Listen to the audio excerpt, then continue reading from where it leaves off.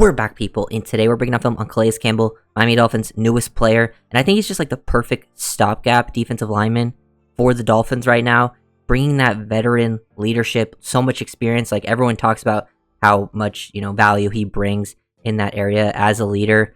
The versatility that this guy brings, like, he can line up everywhere, all across the line. He can be a big edge, line up as a one tech, which is so huge. Another thing with that experience is he has experience within this system, so understands the scheme, which is huge. Played with Weaver in Baltimore for multiple years.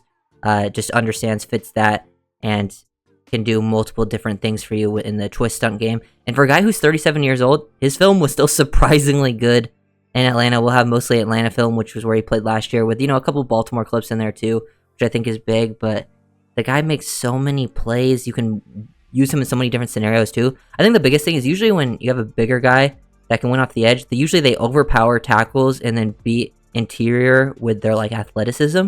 Campbell does both. He'll beat tackles with power, length, because this guy has amazing size. His length, ability to stack and shed is awesome, but he'll beat a tackle with length, but then also beat them with his athleticism, and then he'll do the same on the interior. So beating them in different ways like that is so impressive, and just constantly creating pressure and disruption.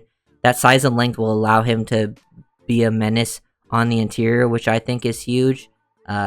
So really looking forward to seeing his usage in Miami, because he's already a top 3 defensive tackle, and then we'll really break down these clips. Here he is on the backside of a run, lined up as like a 4-tech, backside of outside zone, which I love to see, showing that lateral quickness, and he's pretty much head up with the right tackle, so he's basically a slight 4-eye, because he has a slight inside shade.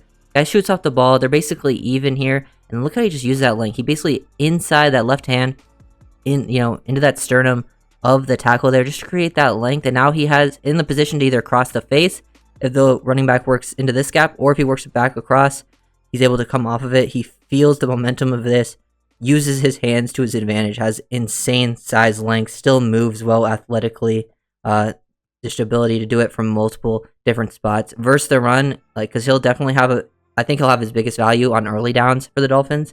He'll be in a rotation, he'll see some reps as a pass rusher. And I also think, potentially with Phillips and Chubb hurt early on, he might even see some big edge snaps like this, where Campbell is standing on the edge, and, it'll probably be more in early downs, but this guy's still got juice. This is from last year. Man's 37. Absolutely insane. We'll go back, watch him make a play versus the run, has a 4-eye, and then pretty much almost as a 9 out here, pretty wide. Wing to the inside with a club swim. You can see he has a great feel for the game, too. He's very instinctive. That's something that has been talked about him throughout his entire career. He really understands the game pre-snap.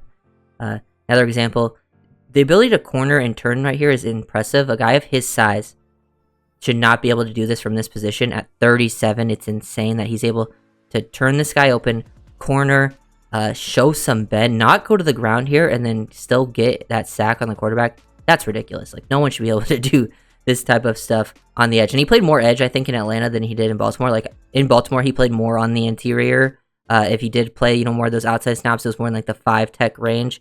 So I do expect him to play from the 1 to 5 mostly in Miami, but he does show that this ability to get off the edge. You can see it from here again, turning that guy open. He's one-on-one versus tackle. We saw him knife to the inside. Now we've seen him turn guys open, use his length to his advantage, and, rip underneath, speed, get to the quarterback. It's really, really impressive that his film is still this good. And he understands, he's got precise hands, long arm.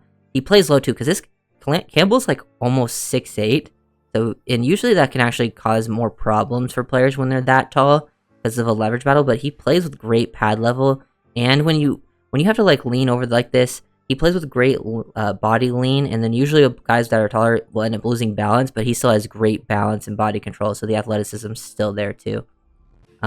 Beating tackles, great feel for leverage. He feels this guy overextending, his momentum going far over the top, and he hits a hard club to the back here, and then gets the arm over. So you can tell, and Weaver's even talked about this in a video a couple years ago about how Campbell really understands stuff pre-snap, and I feel like he just feels exactly what this guy's doing from his pre-snap, alignment right there, how his body is, and he just wins instantly. Gets into the backfield, understands, who the quarterback is, who was Taysom Hill at the time, that they're going to run the ball, and he makes a nice tackle on him there in space. Those are the types of plays that you like to see.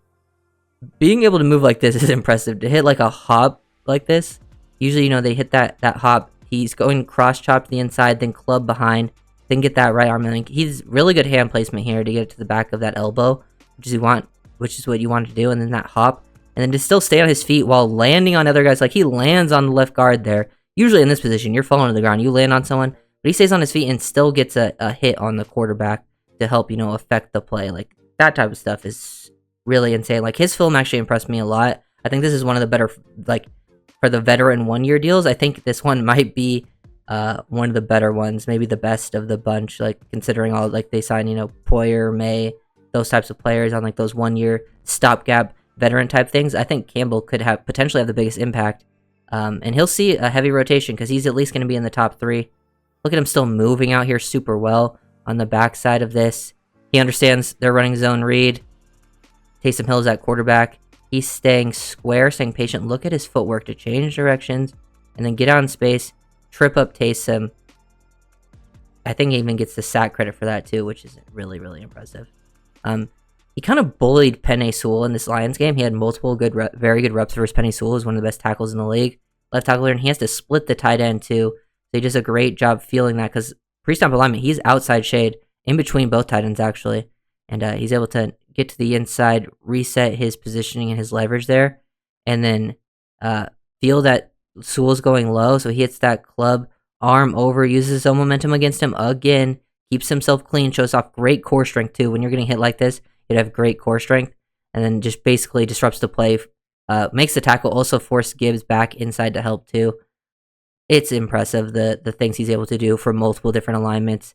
Does it again against Sewell, but this time instead of kind of beating Sewell with some quickness and instincts, here he just holds him up. He just squares him up, uses length to his advantage, and like stack, shed, throw him off instantly. Like, he's able to reset the line of scrimmage. He pushes Sewell back here, which is not easy.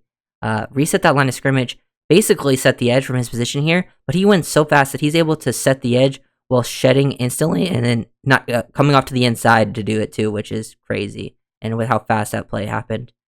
Lots of respect for what Campbell's doing. And then here, Sewell tries to cut him. He does a great job feeling it. This is all just pure instinct on the field. A lot of times he does a lot of good pre-snap stuff, has a good feel for what's happening. This is just pure instinct. Sees him go low, uses his hands to keep himself clean, shows off the balance, the body control to go over the top, and then help make that tackle from the backside of the play. Impressive play, man. Campbell shooting upfield. He's usually a guy that likes to control at the point of attack, and then he'll knife gaps from time to time. But he's not the type of guy who's just going to super shoot up the field with a great first step. But he sees the motion, the jet motion, sees that it's coming, so he just splits the two, guys right there, the tight end and the tackle. Great core strength again to be getting hit low like that from both sides and not really be affected. And then just get upfield, use your really long arms to just trip people up again, man. It's really nice. I think this is a really nice pickup for Miami. One of my favorite ones out of that, out of those veteran presence. I think he'll have a nice year playing in a heavy rotation too. And we'll get into the D tackle room in like a stream or something. But Campbell for me, wouldn't be surprised even because Tier Tart is very good and still young. But the problem with Tart is he's always had questions about his love for the game, his effort level. So that kind of concerns me. So it wouldn't surprise me if Campbell ends up being like the guy with the second most snaps, even at like 37 years old, which is insane. And just continuously getting after the quarterback, even when your first move doesn't work, showing off some counters. Like how he sets this up too. Like 76 does a great job being patient with his hands because Campbell tries to thinks he's going to get quick hands and then hit that, chop over the top. He doesn't get it, so he is able to adjust, stick with it, use his momentum, use your hips, torque this guy out of your way. Stay in your lane. He does a great job staying in his rush lanes too, like when things don't work out. He can win quickly. He can do it from the interior. He beats them with quickness. He beats them with length, power, strength. He beats them with setting up just rush moves, having different moves in the tank. You can see some of the explosiveness here from Campbell versus the right guard. Love that. Instantly collapse the pocket, force Bryce Young to get the ball out early. Like, these types of plays are super good. Here he is in Baltimore. And then this is the example I want to show, just him, one play. Basically, like, this is versus the tackle. He's outside to the tackle, so, more in, like, that 5-tech range, which I think we'll see him more in Miami. Just, boom, getting off the ball, leverage. And this is back, I think, in the 2022 season, so but boom, reset the line of scrimmage, kind of what we saw versus Detroit, force him back in LB. Doesn't get the tackle here, but we get to see him bully a tackle, which is nice. But then lined up head up over the center, and then doing basically the same thing, winning with his power again, hand placement, precision, use that to create that space and then come off. Would like to see him finish the tackle there too, but he basically impacted both these plays instantly, did it in the exact same way, but from very different alignments, which is, you don't see many guys that could go down to the nose and then go to the 5 tech and then win versus a tackle in a center in a basically the same scenario. So really like this move. Think it can move the needle for the defensive line because I wasn't super comfortable after Sealer, but they were going to do more of a rotation.